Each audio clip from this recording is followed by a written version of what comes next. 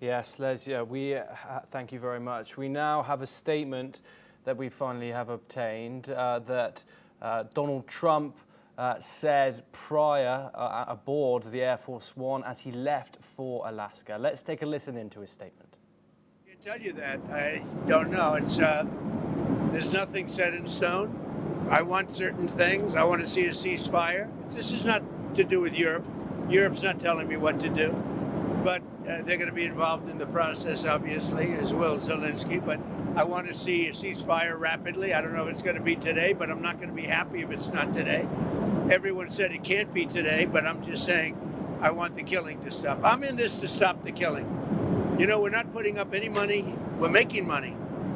They're buying our weapons, and we're sending them to NATO, and NATO's sending us big, beautiful checks. But I don't care about that. I care about it was a big factor when Biden spent $350 billion and got nothing. But what I do care about is they lost last week 7,011 people were lost, almost all soldiers. 36 people in a town which got hit by a missile, but over 7,000 soldiers. Arvind, I wanted to come to you next. Donald Trump was very clear there that he, in reality, does want to see a ceasefire happen today. Do you think Donald Trump is truly pursuing peace or a political win, a campaign promise that he has yet to fulfill along his journey for a Nobel Peace Prize? Yeah, that's a great question. I wish I was a psychologist or a psychiatrist of a quality who could read people's minds. But unfortunately, that's not the case. We can conjecture on his motivations. If I had to guess, I think President Trump does want to be seen as a peacemaker. He has gone out of the way, even at the expense, for example, of making India mad by insisting that he's the one who stopped the war between India and Pakistan. He is trying to do something in Israel and Gaza as well. I think he's trying hard to leaving a legacy of a peacemaker, but then he has the legacy of a deal maker, which he wants to burnish as well.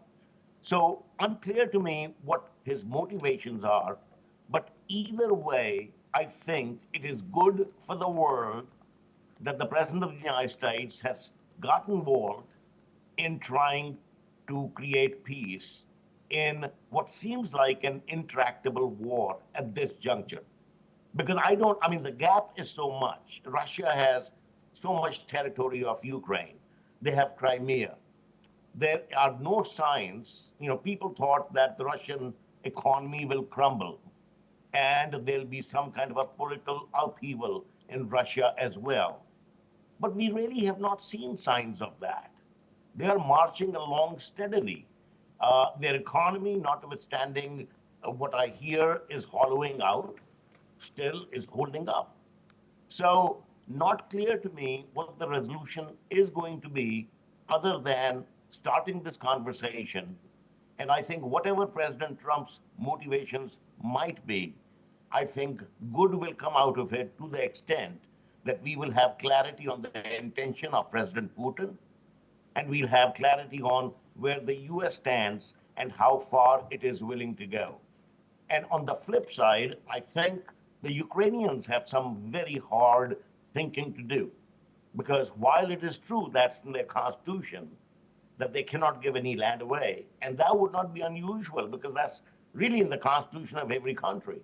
The question is, there's got to be some kind of a meeting of the minds which is halfway.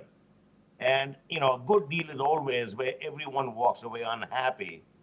And my guess is that that is what this deal is going to be. But we just have to see how this gets played out today. Clearly, Russia wants a longer-term relationship with the US. I think that's been one of their primary motivations of coming to the table. They want broader talks beyond Ukraine, related to trade, related to arms control, related to energy, related to critical minerals, related to space exploration. So I think President Putin has a much larger agenda in mind. I don't think President Trump Yes. minds working on that agenda. But in the narrow context of Ukraine, I'm just curious what comes out of this meeting.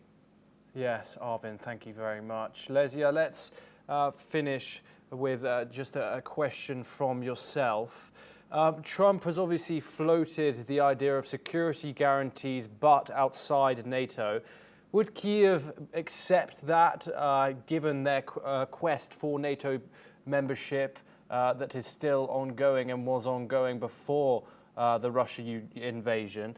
And is there a scenario, of course, in which Ukraine would agree to cede territory in exchange for peace, despite Volodymyr Zelensky's statement that this is off the table? Thank you. First of all, of course, for us to have security guarantees is very important, because actually the war with Russia started not in 2022, but in 2014.